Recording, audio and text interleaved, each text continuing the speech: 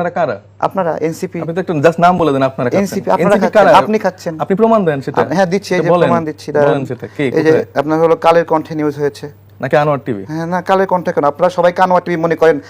স্থানের সময় সামনে থেকে আমাদের দলের অনেক নেতারাই ফাইট করেছেন এবং অন্যান্য রাজনৈতিক দল এবং স্টেক হোল্ডাররা যারা আছেন তারাও ছিলেন অবশ্যই।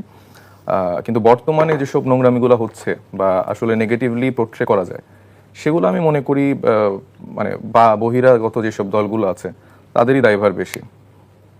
এর মধ্যে আমি মনে করি যে আমার পাশে যিনি বসে আছেন তারেক, উনিও বড় অংশে দায়ী। কারণ উনি বসে বসে মানে যেরকম হেসে হেসে মিথ্যাচার করেন, সেটা আসলেই আমারও অবাক লাগে যে ভাই এই ঘটনাটা আসলে সত্যতাটা কতটুকু। একটু আগে তিনি যা যা বলছিলেন, মানে তার মধ্যে অধিকাংশ তথ্যই মিথ্যা, অধিকাংশ তথ্যই আসলে বিভ্রান্তকর। এবং ওনার এই কনফিডেন্টলি যে মিথ্যা বলার একটা অভ্যাস, এটা শুরু থেকেই ছিল। উনি যখন গণ অধিকার করতেন, উনি গণ অধিকার ভাঙারও একজন কারিগর এবং তার শুধুমাত্র ব্যক্তি আকাঙ্ক্ষা, ব্যক্তি ইচ্ছা, এগুলোর জন্য দলটি সে সময় ভেঙেছিল। এবং বর্তমানেও একটি বড় রাজনৈতিক দল বিএনপি, তাদের থেকে তিনি একটা আশা পেয়েছেন যে তাকে একটা আসন হয়তো বা ওনারা দিবেন।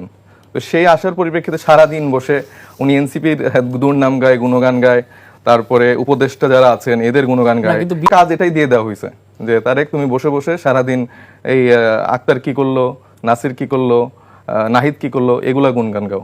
সে যেগুলো বললো সেটা কোনটাই প্রমাণিত আছে? এই যে দুর্নীতির কথা বললো, এত কোটি টাকার দুর্নীতি, অত কোটি টাকার দুর্নীতি, কোনটা প্রমাণিত আছে একটু বলতে বলেন তো।